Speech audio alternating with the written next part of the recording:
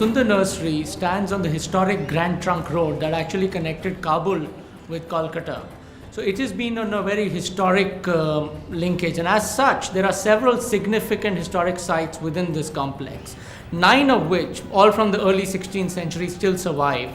And as part of the larger urban development project that AKTC is undertaking here, we would be doing major landscape, which includes enhancing the nursery functions at Sundar Nursery, but also conservation of these significant monuments to enhance and restore their cultural significance.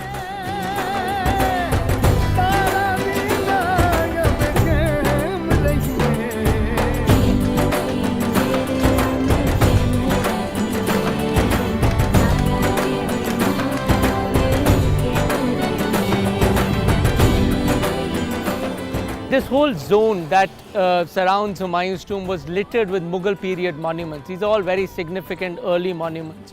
I think Neela Gumbad is either contemporary to Humayun's tomb or slightly earlier, depending on the architectural, and has great Persian influence, which makes this whole site incredibly significant from the archaeological point of view.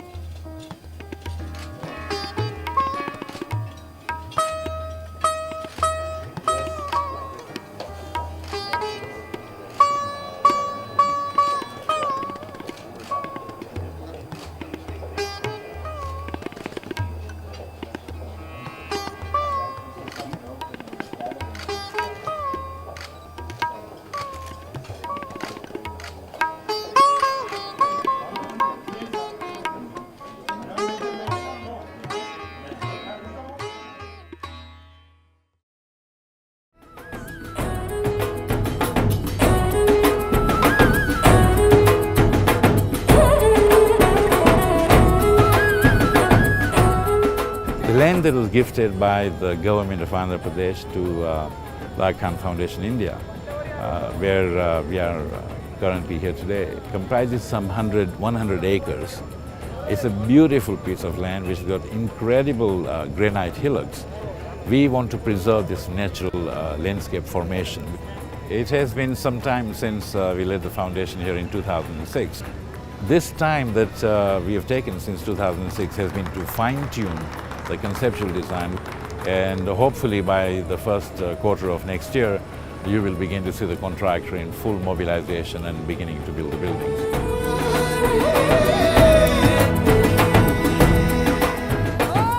The principal building within the campus for the Aga Khan Academy is in fact a building which is called the Academy.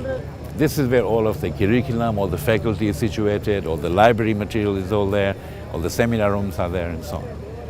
And beyond this, the lower buildings are the junior academy.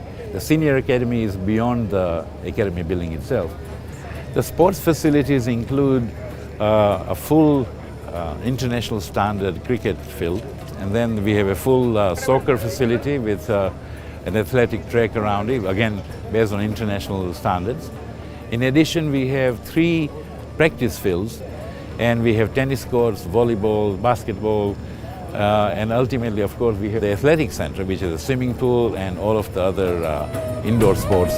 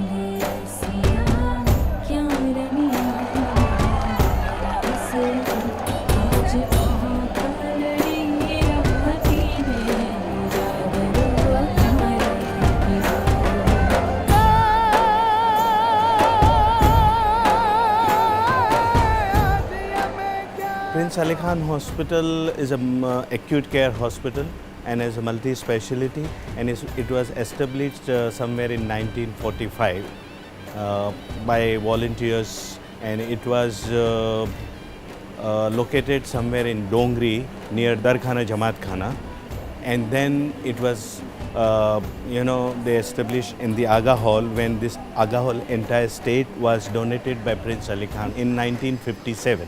Gradually the development has taken place, and those 16 beds today has become 162 beds. First area is oncology, then the cardiac surgery, then we have renal dialysis unit, we have 4 operation theatre and 2 intensive care unit. We have budgeted this year about 9,500 inpatient and about 1,65,000 total patients in outpatient clinics.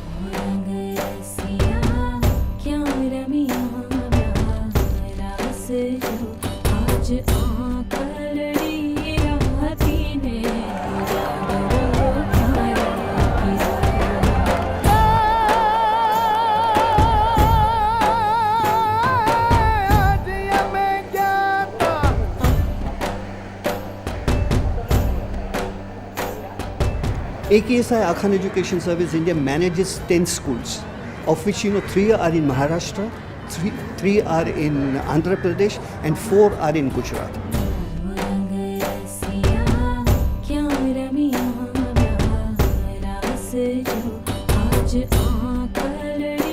If you were to ask me, I would say that education history started way back in 1905, when Sultan Muhammad Shah commissioned the first school in Mundra. And from there on, education has not looked back.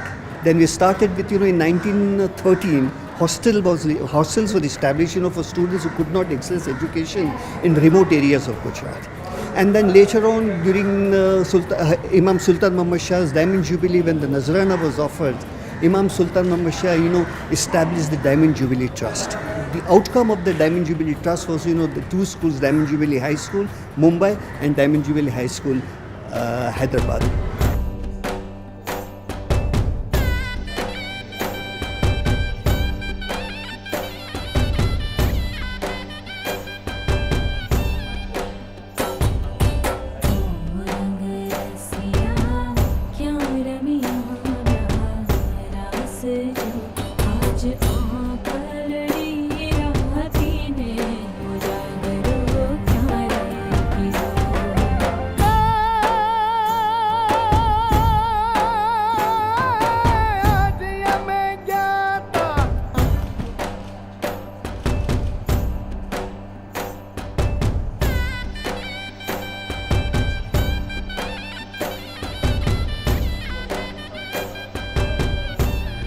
Well, I think Imam spent a lot of time at the Teachers Resource Center, and that's where he felt that teachers need to be encouraged to go in for research work, go in for their postgraduate studies, and we really need to take them ahead and support them and give them opportunities to grow at the academic level. Because he felt when teachers grow, definitely the children benefit, but it just definitely impacts the family life and they learn and grow. The building is new, but what is important, this is just a building. What he said, what is important, which happens inside. So what he mentioned about the classroom processes. He said the teacher is like an artist who paints a picture. And teacher can really influence the mind. And especially he mentioned the early years. And he said a lot of good work can happen at the early years. And a lot of concepts like pluralism and everything can be imbibed in the child at that age.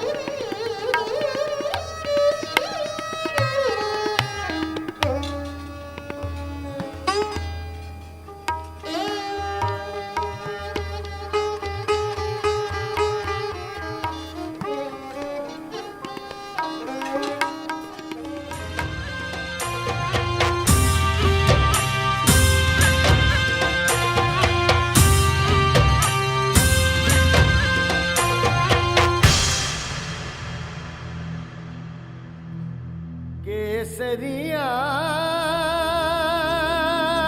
बालम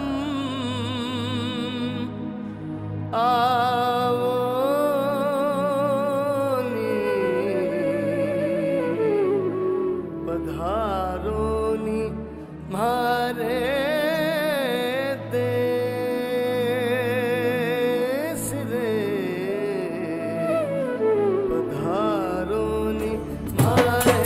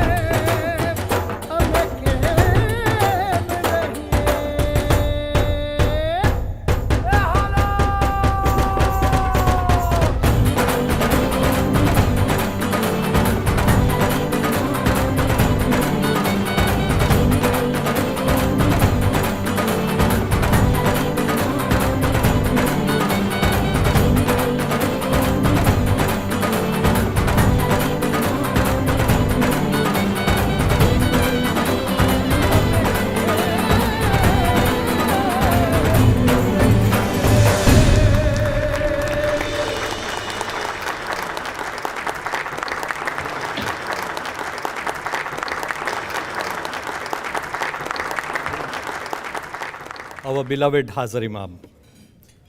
On the occasion of this glorious milestone in Ismaili history, the celebration of the Golden Jubilee of our Imam-e-Zaman's accession to the Imamat, we, your humble spiritual children, respectfully offer to Hazar Imam our most sincere and heartfelt felicitations and our deepest love and gratitude. Hazar Imam, few, if any, of your murids are unaware of how the past 50 years for Imam-e-Zaman have been years of immense pressures and hard work. Years during which Hazar Imam has not spared any effort nor left any stone unturned in seeking the well-being, both material and spiritual, of the worldwide Jamaat. Indeed, we have lost count of the number of institutions that Mawlana Hazar Imam has established to ensure the safety, security, and progress of the Jamaat worldwide. We, the Murids of the India Jamaat, have benefited immeasurably from Khudawind's vision, generosity, hidayat, and guidance alongside our brothers and sisters in our other Jamaats, and we are deeply, deeply grateful, Khudawind. We seek permission to submit a humble token as a memento of this special evening for all of us, of the opportunity of sharing a meal with our Hazar Imam.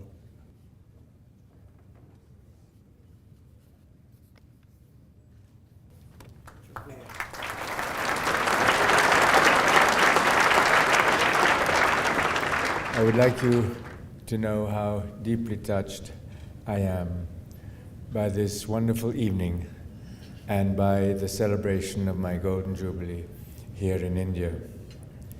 It has been a time of enormous happiness, but also a time of thinking back to the status of the Jamaat in 1957 in India, Pakistan, East Africa, Central Asia. And I say to myself, alhamdulillah, the Jamaat has made progress. It lives in greater security. It lives in countries where there is greater hope, greater stability. And there will always be problems, that we all know.